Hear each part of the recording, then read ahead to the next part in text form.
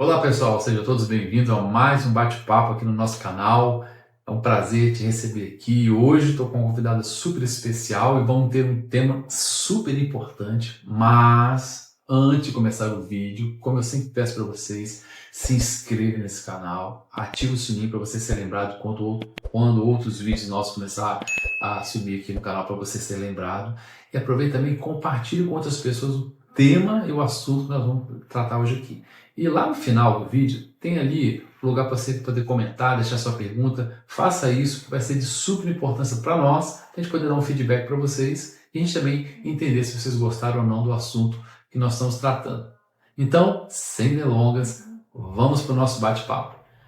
Renata Barolo, Olá, tá certo Léo. o nome? Sim, Renata Barolo, não é? Renata Barolo. Renata, primeiro quero te agradecer de coração por você ter se disponibilizado para gravar conosco hoje aqui, apresentar aqui um pouco do seu conhecimento, da sua expertise desse tema que é super importante. Mas antes de a gente começar a falar sobre saúde mental, que é o que a gente vai trabalhar hoje aqui, eu quero que de forma bem breve você se apresente e me fale quem é Renata Barolo, qual é a sua formação, a sua especialidade. Tá bom. Bom, primeiro eu quero te agradecer mais uma vez pelo convite. É um prazer estar aqui com você no seu canal e falar sobre um tema que, na minha perspectiva, é muito importante, muito relevante e que acho que cabe a todos, né? Então, Léo, eu sou Renata Barolo, eu sou psicóloga de formação, eu tenho mais de 25 anos de experiência em organizações na área de gestão e desenvolvimento de pessoas.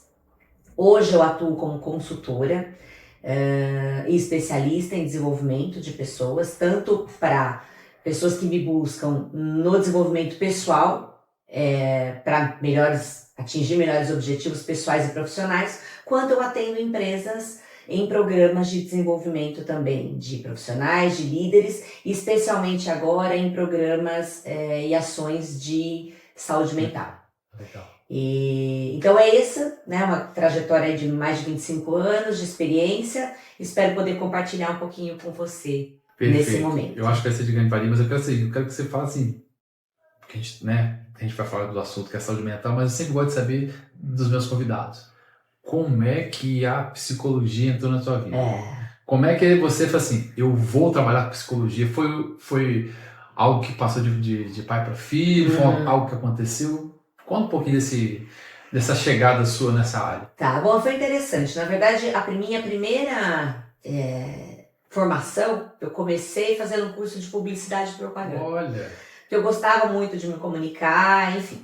Fiz um ano, não me identifiquei, não é isso. E aí eu entendi que o meu me comunicar vinha muito de apoiar as pessoas. Eu sempre tive um pouco daquela coisa do grupo de amigas, que eu era a pessoa que apoiava, que dava conselho, que as pessoas vinham contar.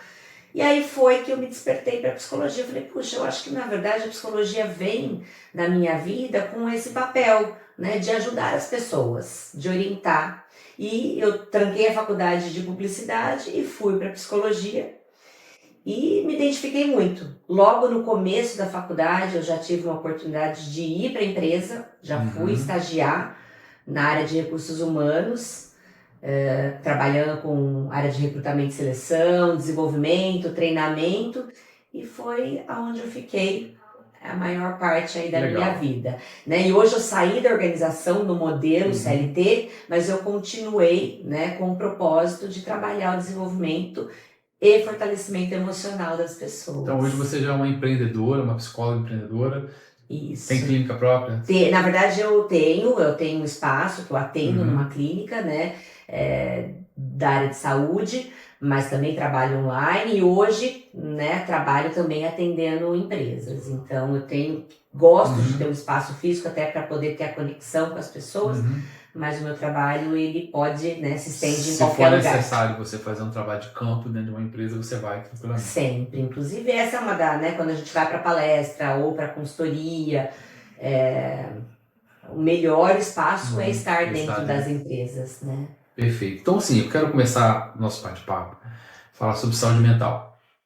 Saúde mental é uma dor que está dentro da sociedade já há um bom tempo. Isso. E os dados estatísticos falam que cada vez mais a depressão, burnout, todo esse tipo de doenças que são desenvolvidas através da saúde mental está só crescendo. E a gente vai também falar sobre a questão de uma nova normativa, nova lei que tem aí, principalmente para as empresas, mas obviamente vai refletir em todo o comportamento da sociedade. É isso. Primeiro, assim, de forma bem simples, para quem está vendo esse vídeo agora, possa entender o que é saúde mental. Porque às vezes as pessoas falam, o que deve ser saúde mental? Então, dentro da linha da psicologia, o que seria a saúde mental? A gente começar a introduzir com essa definição. Eu gosto sempre de falar sobre essa definição, né? Porque quando a gente fala de saúde mental, parece uma coisa muito genérica, muito ampla, né?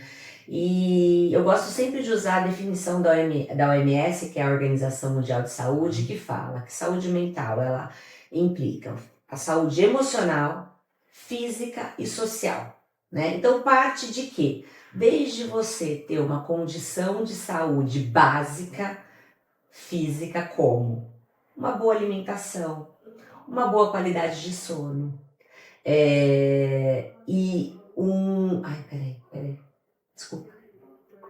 Uma boa alimentação, uma boa qualidade de sono e uma boa interação social, né? Parece uma coisa nossa, né? E quando a gente olha para isso, né, parte de, olha, você tem uma boa qualidade mesmo, né, de saúde física, onde você faz exercício físico, você toma um tempo para cuidar de você, para fazer pausas, você dorme bem à noite, né, pelo menos 8 horas por noite, você tem uma boa interação social, familiar, profissional, e às vezes quando a gente pergunta isso, na clínica especialmente, a grande maioria das pessoas não consegue atender esses 3 principais requisitos, que são, parece que muito básicos, né? Então, parte disso, de você ter um equilíbrio de vida, né? Na verdade, mais do que o equilíbrio, é fazer boas escolhas para a sua vida, né? E quando a gente fala hoje de números, o Brasil é considerado o pior índice em ansiedade no mundo. Nós somos o país com o maior índice de pessoas ansiosas no mundo. Então o brasileiro é ansioso categoricamente. Exatamente, número 1. Nós somos o 3º pior índice de depressão. Então, nós temos números muito alarmantes quando a gente fala de saúde mental hoje, né, no Brasil. Existem estudos que dizem que nos próximos 20 anos, doenças como a depressão e o burnout, elas vão ser prevalentes acima de a doença cardíaca ou até do câncer, que hoje são as principais doenças que a gente tem. Então, acho que assim, acende pra gente um alerta muito grande, né? Então, quando as pessoas falam, eu me sinto muito ansioso, né? Ou a gente fala da depressão, ou especialmente quando a gente vai para dentro das organizações, que a gente agora fala muito do burnout, né? Que o burnout, ele vem de você extrapolar, né, os seus limites, né? O burnout é uma exaustão, que está muito relacionado ao extrapolar limites. É a gente realmente conseguir parar, né? Trazer uma autoconsciência e garantir pelo menos esses 3 fatores mínimos que parecem muito simples e a gente não consegue. E a gente vê muito hoje, né, uma vida cada vez mais conectada a tudo, né? Então as pessoas, desde as mídias sociais, aí a internet, né, que vem para ajudar muito, mas por outro lado faz com que a gente precise estar conectado o tempo todo, né? A gente começa um dia já muito agitado muitas vezes, a gente começa não conseguindo pausar muitas vezes para fazer uma boa alimentação na hora do almoço. Tem que comer com o celular do lado, tem que acordar com o celular do lado. É isso, né? A gente termina o dia muitas vezes não conseguindo ter um tempo de convivência com a família, porque a gente está respondendo compromissos de trabalho, ou porque a gente está conectado em outras coisas, e não dorme bem muitas vezes, porque você fica acelerado, né? E tudo isso leva realmente a uma possível exaustão. Agora, você acha que dentro desse cenário, vamos falar do Brasil, né? Por mais que o nosso canal pode ir para o mundo afora, ele vai predominar no Brasil. Mas vamos falar sobre nós brasileiros. Você acha que, claro, que eu concordo com você plenamente que a questão da necessidade da tecnologia tem que estar, porque todo mundo tem celular, todo mundo está ligado, tem que estar. Isso acho que é um problema que ativa muito o cérebro. Mas essa questão também, quando a gente fala da ansiedade, que ela é desenvolvida, também não tem a questão social do país, porque eu sou ansioso porque eu não consigo colocar a alimentação correta dentro de casa. Eu tenho uma ansiedade desenvolvida porque a gente não tem sei lá, um plano de saúde. Eu não consigo proporcionar para a família por causa da economia, enfim.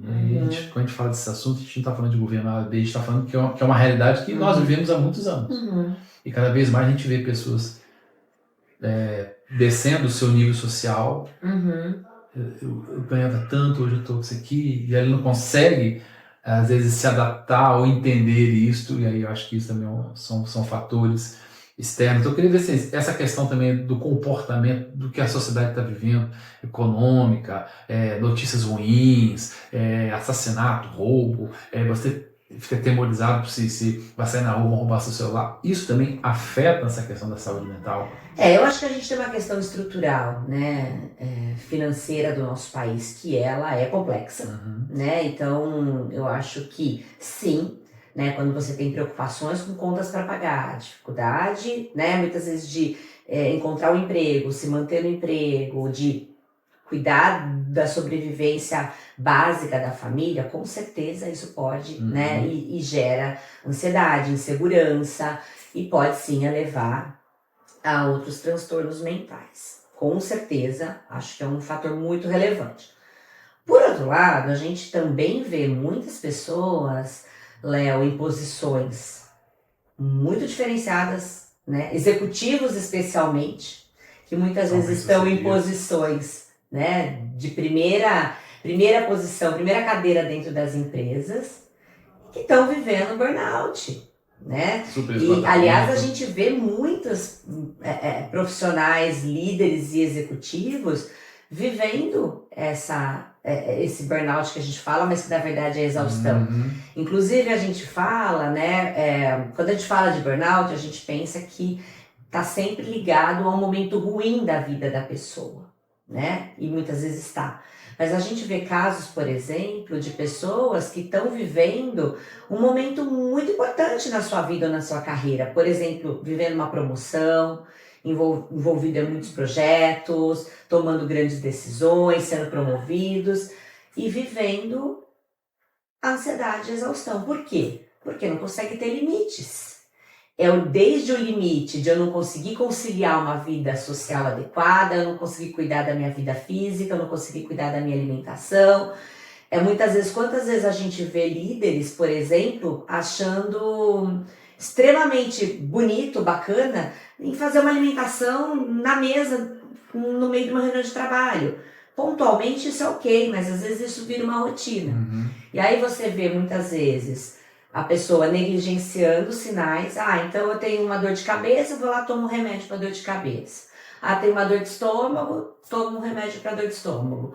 Aí eu tenho insônia, vou lá, tomo um tranquilizante para dormir. Você vai negligenciando e aí chega uma hora que seu corpo não aguenta. Fica refém daquilo, das drogas, da medicação paliativa. Então eu acho, Léo, sim, né? Quando você está numa insegurança de vida pessoal e muitas vezes financeira, pode te trazer gatilhos de ansiedade. Mas não necessariamente vem só disso, né? Então eu acho que quando você tem uma vida bem cuidada, né, onde você consegue olhar para todos os seus fatores, desde convivência e de saúde de maneira geral, eu acho que você se coloca limites, né, e respeita aí o seu corpo e automaticamente respeita aí os gatilhos da sua mente. Então, a gente tem visto que muitas pessoas elas estão realmente disparando gatilhos, né? Você vai no trânsito, as pessoas estão explodindo facilmente, relacionamento, as pessoas elas se agridem mais facilmente, não conseguem ter a chamada inteligência emocional em cada situação. A gente tem visto isso, professores com menos paciência, pais com menos paciência, enfim.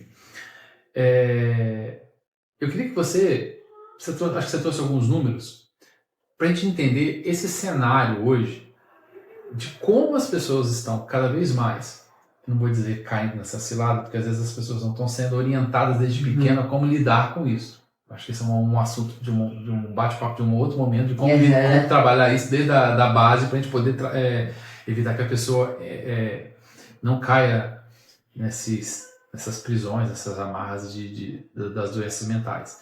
Mas como a gente está indo agora, existe uma nova normativa que está entrando em vigor, porque até as empresas vão ter que se adequar, então o governo, enfim, está tomando uma ação, ó, é preciso que todo mundo colabore, façam ações, medidas que possam, de fato, melhorar a saúde mental, porque levando em consideração que se uma pessoa fica 8 horas dentro de uma empresa trabalhando, essa empresa tem uma colaboração muito forte na questão mental dela. Sim. Né? Quais são os números que você trouxe aí de pessoas que estão sendo afastadas, pessoas que estão sendo, outros falam encostadas, pessoas que estão... Eu sei que tem alguns números que você trouxe para nós, que é bom a gente compartilhar isso, porque às vezes até empreendedores que vão estar assistindo esse vídeo, eles possam ter já noção de como eles já devem fazer algo preventivo. Isso. Porque o assunto é bem sério. Isso. Né? Bom, então, sim, eu quis trazer um pouco de números, que eu acho importante, mas primeiro, né, o que é essa norma? Então, a gente está falando da NR1, que a gente está ouvindo, né, falar o tempo todo, sendo divulgada, mas o que é a NR1? Né? É uma norma que estabelece e regulamenta as diretrizes de segurança e saúde no trabalho, né, no Brasil. A NR1, na verdade, ela vem trazer uma modificação para o PGR, que é o Programa de Gerenciamento de Riscos das Empresas. Hoje, as empresas que têm funcionários CLTs, elas já precisam identificar os riscos ocupacionais. Com essa nova normativa, ela traz atualização que, além dos riscos ocupacionais, precisam ser identificados também riscos psicossociais, que estão relacionados à saúde emocional. E a gente vai depois falar um pouquinho quais são esses riscos, mas eu quero falar de números, tá? Então, só essa questão aqui, só para talvez quem não esteja entendendo. As empresas já existiam aquelas normas de tem que usar capacete, tem que usar produto anti-ruído, se tiver incêndio, sair pela saída tal, a cadeira tem que ser desse aspecto, bota. Isso. Isso aí já é uma norma que já existia. Exatamente. E as empresas, teoricamente, todo mundo já cumpria. Agora está entrando uma nova norma que é se preocupar com o ser humano em si. A questão mental dele. Exatamente, com os riscos psicossociais. O que são, por exemplo, riscos psicossociais, Léo? Demanda excessiva de trabalho. Então, o que é uma demanda excessiva de trabalho? Quando o colaborador ele faz horas extras, né, constantemente e extrapolando jornadas normais de trabalho. A gente fala de autonomia e controle, quando o funcionário tem ou não autonomia sobre as suas responsabilidades, ele tem voz ativa sobre as ações a qual ele é responsável. A gente fala de relações interpessoais e assédio no ambiente de trabalho. A gente sabe que, infelizmente, existe ambiente de trabalho que não o funcionário, não, o colaborador não é respeitado, existe o assédio moral, né, que isso acaba depois levando a consequências graves, tanto para o funcionário, mas para a empresa também. A gente fala de equilíbrio entre trabalho e vida, que é um pouco do que a gente vem falando, de você poder estabelecer limites dentro da sua jornada de trabalho para poder ter outras relações, né, e manter as relações de vida pessoal. E a gente fala de reconhecimento e segurança de emprego. Então, esses são os principais fatores que hoje são considerados riscos psicossociais, tá? Esses pontos aí são os pontos que mais têm afetado e é o que as empresas agora vão ter que se adequar com essa nova normativa. Isso. Se atentar com esse ponto. Inclusive, depois a gente pode... Esses pontos que ela falou, a gente vai deixar aqui na descrição do vídeo para vocês lerem quais são esses pontos. Depois vocês vão ter os contatos da Renata para poder se aprofundar mais, que é importante as pessoas entenderem isso, porque quando a gente fala de questão do trabalho, a gente está pensando que é só lá na indústria que tem 1.000 funcionários, 2.000 funcionários. Quer dizer, aquela pessoa, às vezes, até com uma doméstica, isso também vai valer? Na verdade, qualquer empresa que tenha funcionários CLTs. Então, Se você tem Independente do número de então, funcionários. Claro que empresas maiores, que têm graus de riscos maior, o impacto é precisam, maior, né, ter tem ações maiores. mais. Mas qualquer empresa que tenha funcionários CLTs e que tenham relações trabalhistas, aonde envolva, por exemplo, isso que eu estou te falando, jornada de trabalho, ambiente respeitoso, qualidade de vida, segurança psicológica, precisam demonstrar ações de cuidado, né, ao colaborador. E a NR1, ela vem hoje, na verdade ela foi implementada a partir de 26 de maio, agora de 2025. Ela vem com caráter orientativo, né? Ia ser lei, mas depois mudaram para ser orientativo. Isso. Lei não, desculpa. Na verdade ela é uma lei. É uma lei, ela veio para já fiscalizar e punir, Isso. mas estão dando um tempo de adaptação. Exatamente isso que aconteceu. Ela vinha já com caráter de fiscalização pelo Ministério do Trabalho, porém foi prorrogada a fiscalização. Na verdade, mais do que a fiscalização, a penalização. Porque as empresas sim podem ser fiscalizadas nesse momento. Não tem nenhum problema. Mas em caráter orientativo. Acredito até que vão ser fiscalizadas. Sim. Porque o que o governo quer, na verdade, é que as empresas tenham um tempo de preparo e adaptação. E sentir as ações. Então, quando a gente fala dessa prorrogação, é importante a gente falar, não é as empresas deixarem de tomar ações para tomar lá em 2026. É tomar as ações agora como medidas preventivas, para que essas medidas vão sendo testadas ao longo desse ano, para que posteriormente venha uma fiscalização. Mas o que acontece, né, Léo? Bom, primeiro que eu acho que assim, a gente já vê, como você falou, e agora falando de números, que os números... o impacto dos números na saúde mental do trabalho já são muito significativos, né? Então, só compartilhando aqui, hoje nós temos mais de 288 mil afastados no trabalho, sendo que 30% das licenças médicas no Brasil, elas são por questões de transtornos mentais. Então, a gente tá falando que os transtornos mentais já devem estar passando gente que quebra o pé, provavelmente, já são mais de 30%. E aí, quando a gente fala de transtornos mentais, o que existe? O que entra dentro das principais causas? Depressão, ansiedade, transtornos de adaptação na organização e a síndrome do burnout, que hoje é uma doença ocupacional, é considerada já uma doença ocupacional. A gente sabe também que os transtornos psicológicos, hoje, eles já são a terceira causa de perícias médicas no INSS. Sendo que a depressão ocupa a primeira posição. Então, os números, eles já são muito significativos. Desculpa, é claro que a gente está falando aqui de números de pessoas que são CLTs, que são chamados encostados ou que pedem licença. Agora, imagina o número de pessoas que não são CLTs, que trabalham na informalidade ou que não são registrados, que obviamente, estão sofrendo, estão com as mesmas... passando as mesmas síndromes, mas não tem acesso. E mais do que isso, né, Léo? Esses são números de pessoas que, muito provavelmente, as empresas já têm algum tipo de cuidado, uma área médica, uma saúde ocupacional, e que levam isso a sério, que os funcionários já têm, às vezes, a coragem de compartilhar. Quantas pessoas já vivem transtornos, mas não tem, por medo de perder o emprego, né?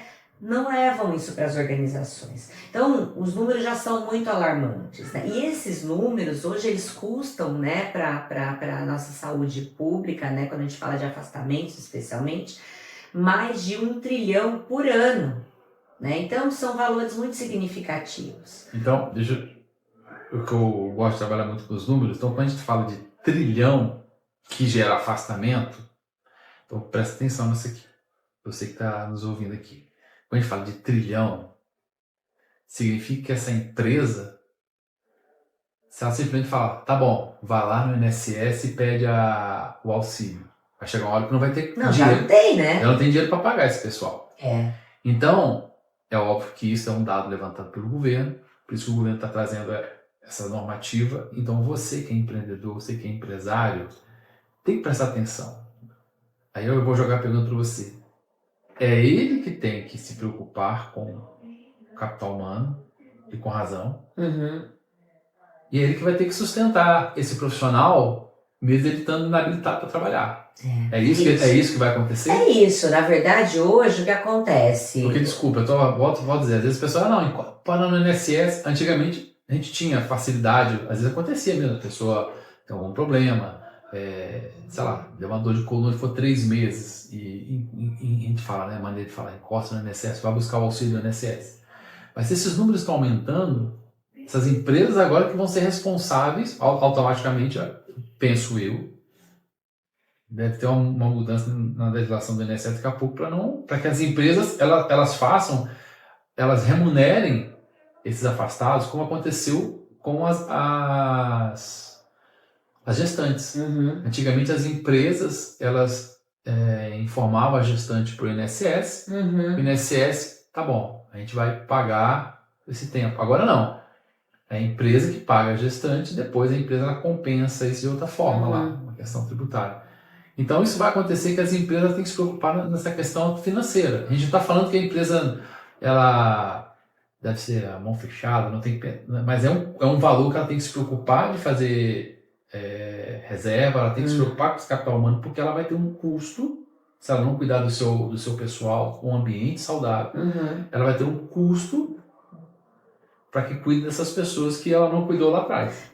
Na verdade, bom, primeiro que a conta sempre volta, né? Quando a gente fala de afastamento, de alguma maneira isso volta, através de impostos, de taxas, de outras coisas. Muitas empresas hoje, quando um funcionário se afasta, a empresa precisa complementar o salário do INSS. A grande maioria das CLTs, pelos seus acordos trabalhistas, já complementam os salários.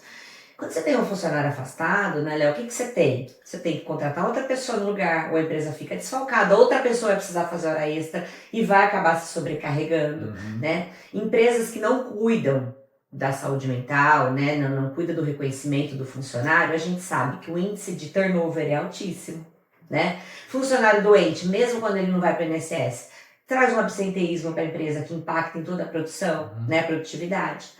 E a gente tem uma coisa séria aqui também, que é o risco trabalhista. Empresas que não cuidam, né, desde a segurança psicológica, da saúde mental de maneira geral, isso se reverte depois num risco de processo trabalhista enorme para as empresas. Que é um outro custo que pode ter muito maior. Muito maior. Então, as empresas às vezes têm essa sensação, nossa, vou ter que investir agora em planos, né? Como é que eu vou fazer? Isso me custa caro. Mas se você pensar, o preventivo ele custa muito menos do que depois você ter que correr atrás desse prejuízo, né, de mitigar todas essas questões que nós acabamos de falar aqui, né? Sem contar que uma empresa que cuida da saúde mental, ela também é uma empresa muito mais atrativa, uma empresa que engaja, né? Muitas pessoas vão querer saber quem são essas empresas e querer trabalhar lá. Exatamente. E hoje a gente também sabe, Léo, que a gente vem de uma nova geração aí no mercado de trabalho, que cada vez mais olha por propósito, né? A gente já vem falando dessa questão geracional, hoje a gente tem o maior número de gerações trabalhando junto no mercado de trabalho, a gente tem 4 gerações trabalhando junto. Mas essa geração que está aí agora, que é a mais atual, mais jovem, que daqui a pouco está predominando, eles olham muito para propósito. Muitas vezes muito mais do que o propósito financeiro. Eu acho que eles também, esse comportamento dessa nova geração, a gente estava conversando, acho que foi ontem, sobre isso, é que eles já estão falando assim, aqui ganha mais, mas eu prefiro ganhar nesse aqui que ganha menos, porque esse aqui me dá mais qualidade de vida, esse aqui me respeita como eu sou, eu como ser humano, esse aqui não, esse aqui me suga mais, digamos assim. Então, esse tipo de comportamento já está tendo até um novo, está tendo até as contratações, as empresas estão tendo que se adaptar. Quero fazer uma pergunta na prática, como é que então, aí falando de você, como uma profissional da psicologia, consultora para as empresas, o que as empresas vão ter que fazer a partir de agora, dentro desses pontos todos, o que elas vão ter que fazer e como é que um profissional como você, e no caso a Renata, como é que vai auxiliar, pode auxiliar esses empresários, esses industriários, essas pessoas a saber se adaptar e se preparar para essa nova fase? Tá. Bom, primeiro eu tenho um programa que hoje ele chama Fortalecer Ser de Ser Humano, que é olhar realmente para esse todo do ser humano, né, da saúde mental. E ele compreende algumas ações que são ações que as empresas precisam fazer para começar um trabalho mais efetivo. Hoje a gente sabe que a maioria das empresas tem o quê? Um programa de CIPAT, que são algumas palestras, mas isso não é suficiente, né, Léo? Então, assim, a primeira coisa é fazer um diagnóstico, né? Um mapeamento diagnóstico de como é que está a saúde mental na organização. E a gente tem alguns formulários, alguns questionários que têm esse objetivo, né, de entender o momento. Ele vai um pouco além do clima organizacional, porque ele foca mais em aspectos psicossociais, e é o que a empresa precisa, inclusive, incluir no PGR para atender a norma. Então, a gente fala de um primeiro diagnóstico. A gente olha para métricas que a empresa já tenha. Então, por exemplo, métricas de absenteísmo, de turnover, métricas de hora extra, métricas de engajamento. Então, a gente olha para tudo isso também para entender como é que está esse impacto, né, dos riscos psicossociais. E a partir disso, a gente desenha planos de ação, que vai desde ações mais pontuais, como, por exemplo, aconselhamento com a liderança, porque a gente sabe, Léo, que como o líder atua dentro da organização, ele né, influencia e cascateia para toda a sua equipe, né, ou às vezes até para outras equipes. Então, trabalhar, né, o fortalecimento emocional do líder, trabalhar o líder entender como é que funciona na prática, desde essa normativa, como é que eu cuido, né, como é que eu recebo questões emocionais, dos meus funcionários, porque a gente também tem que preparar os líderes para isso. A gente trabalha, e é importante, as empresas precisam trabalhar ações preventivas, então como palestras, workshops.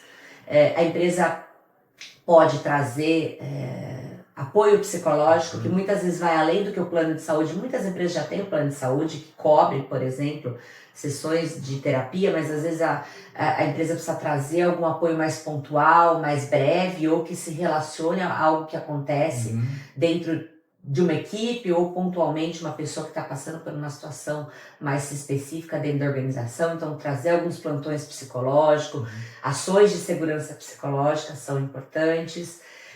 A gente trabalha com avaliação psicológica dos funcionários. Então, são várias possíveis ações, às vezes ações que a empresa até já tem, que ela não está sabendo fazer um bom uso, que a gente coloca ali no pacote, mas que endereçam aí esse cuidado, né? Então, quando eu vou para a empresa para trabalhar com a liderança, com o RH ou com a área de saúde, a gente primeiro olha para o que a empresa já tem. Primeiro a gente olha o diagnóstico, daí a gente parte para entender o que a empresa já tem, que às vezes tem, só precisa saber usar melhor, e a gente trabalha com outras possíveis ações que se adequam àquele momento que a empresa está vivendo. Entendi. E aí no final a gente vai monitorando, passado um tempo, como é que a gente percebe resultados mais significativos e que faz sentido isso que a empresa está, né, que a empresa vem atuando. Então, o caminho